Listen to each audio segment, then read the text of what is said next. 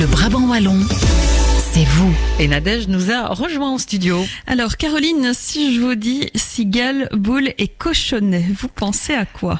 Cochonnet, je dirais pétanque. Eh oui, la pétanque bien sûr, le sport national dans le sud de la France. Mais ici, je vais vous parler plutôt d'une variante de ce sport, l'extrême pétanque. Ce sont les mêmes règles que dans la pétanque traditionnelle, mais ici c'est le terrain qui change. On joue en fait sur des terrains vagues avec du dénivelé. Il existe même une fédération internationale d'extrême pétanque ici en Belgique. Son président Tom Blight de Boesvel nous explique les avantages de l'extrême pétanque. C'est très libérant dans le sens où il n'y a pas de limite, donc il y a quand même aussi une dépense physique un peu plus élevée qu'à la pétanque normale. L'autre différence, c'est que chez nous, même si on joue pour la gagne, c'est pas important. L'objectif est d'être ensemble et de s'amuser et de passer un bon moment. Donc même si tu gagnes toute l'après-midi, tu ne vas pas être considéré mieux que les autres. Pour nous, c'est vraiment le moment de partage, le moment de convivialité et de s'amuser autour d'un sport ou d'une activité qui est hors le commun. Et durant le week-end de Pentecôte, les 19 et 20 mai 2018, la Fédération internationale d'extrême pétanque organisera ses championnats du monde pour la deuxième année consécutive.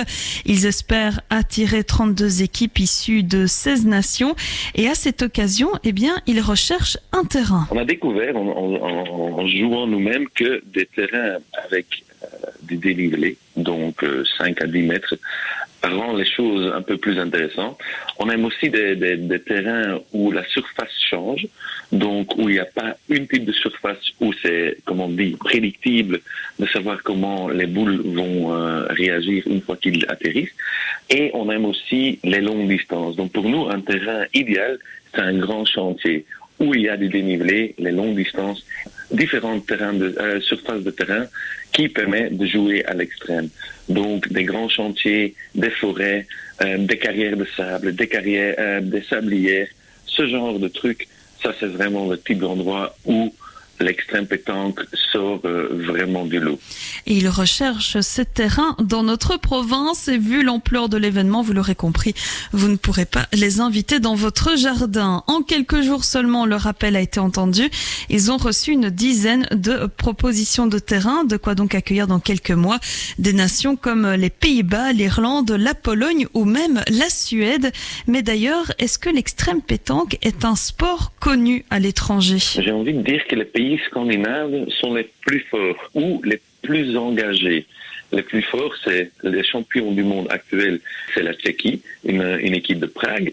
Mais je vois que dans les pays scandinaves, ça vit quand même un peu plus fort. J'ai l'impression que c'est souvent lié à la topographie d'un pays. Et donc la Belgique, c'est le plat pays, donc c'est un peu difficile d'aller chercher l'extrême.